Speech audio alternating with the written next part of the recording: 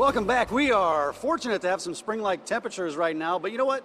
Let's skip ahead. Let's jump to summer because I'm in here at DiVentures where it's a nice 90 degrees, and joining me now is one of the founders of DiVentures, Dean Hollis. Thanks for letting us come in here today, Dean. Thanks, Mike. Appreciate you coming by. Yeah, and Dean's also a certified scuba instructor, and he's going to take me through some of the routines later this morning. But first, let's talk about scuba because it seems like now is really a good time to think about scuba. I know vacation's coming up. Is this a good time of year to start thinking about scuba diving? Oh, it is, Mike. At DiVentures, as you say, it's always 88 degrees here, so we think any time is a good time to think about scuba. But, you know, this weekend is the best weekend of the year, daylight savings time, so we spring forward.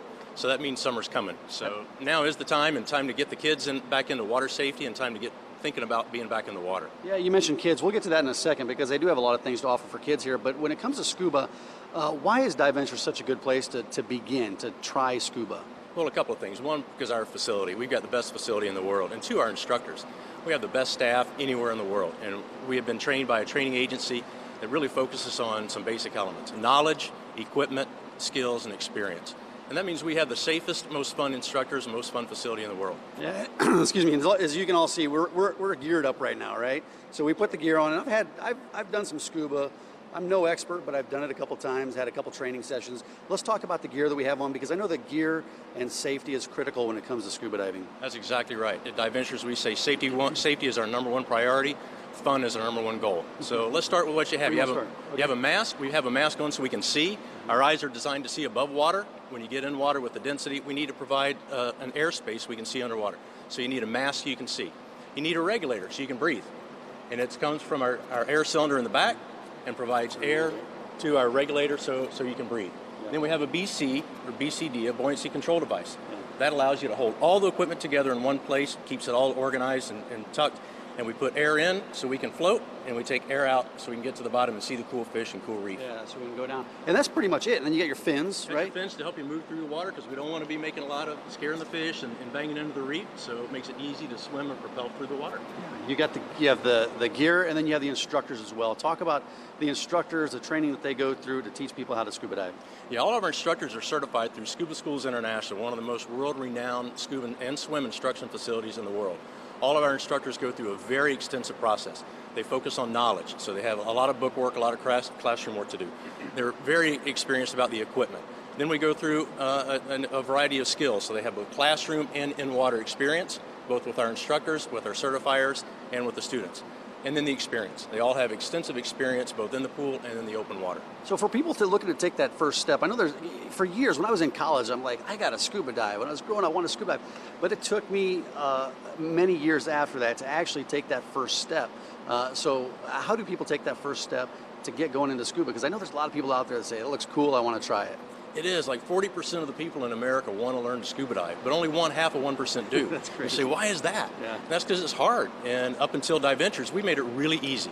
Again, we have a great facility. We've got a great location. We have great instructors, all about safety and fun. All they need to do is come in. And we can start with a Try Scuba.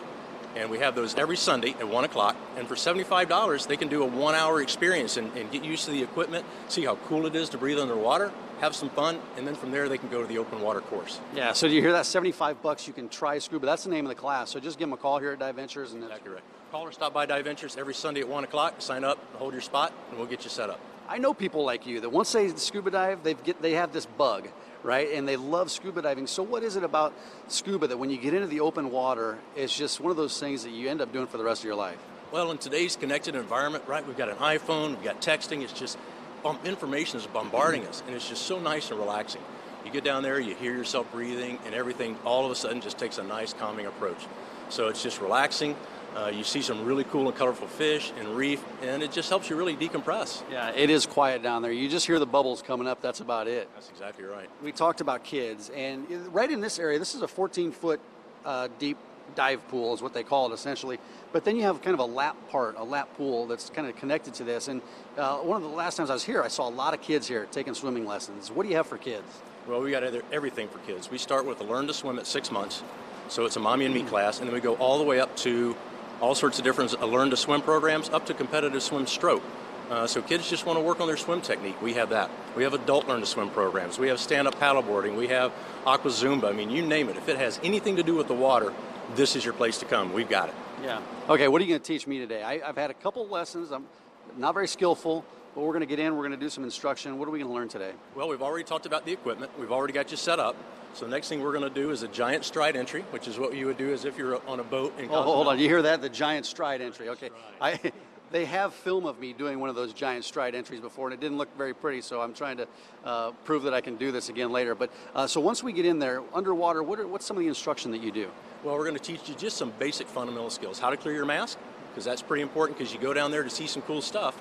We're going to teach you, in case your regulator falls out, how to put your regulator back in, so regulator removal and retrieval. Then we're going to teach you how to be neutrally buoyant. That's really important, A, from a safety standpoint, but also a quality. You don't want to go banging into the reef, you don't want to go pop into the surface. So we're going to talk about those 3 important skills, and then we're going to go down and have fun. Why is it so important to learn in a pool like this? I want to tell you about my experience. I had a vacation about a year ago.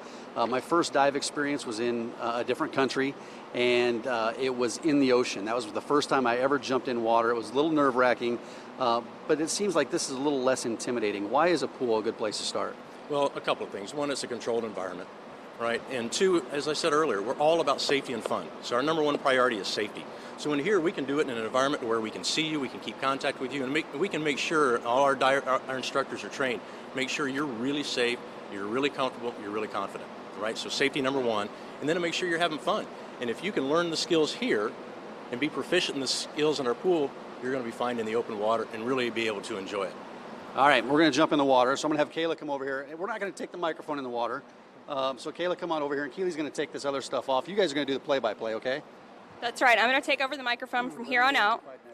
That's right. You can find DiVentures off 120th and I Street. Look them up online at DiVentures.net. We're making sure that Mike is properly disrobed of all electronic devices before we send him into the pool. We'll head over to Dean and find out the proper entry process here.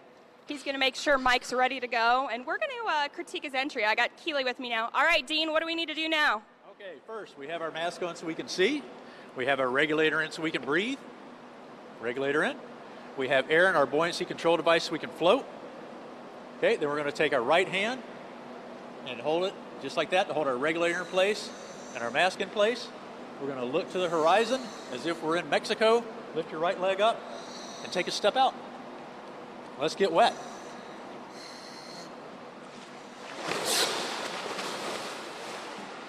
All right, we got Mike in the pool. Keely Montgomery, how did he do?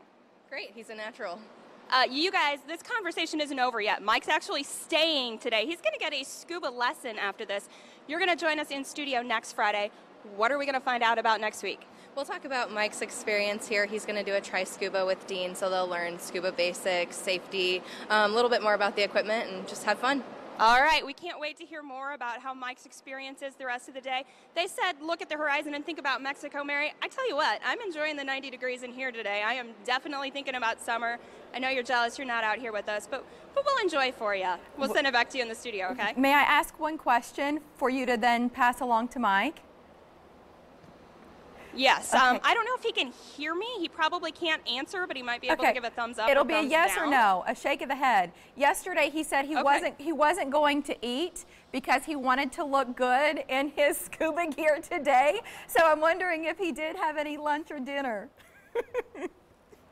And he's underwater. I can tell you now, since obviously he's not in the form to answer the question. I haven't seen him eat anything since we've been here this morning. So, and he might have been sucking in just a little bit.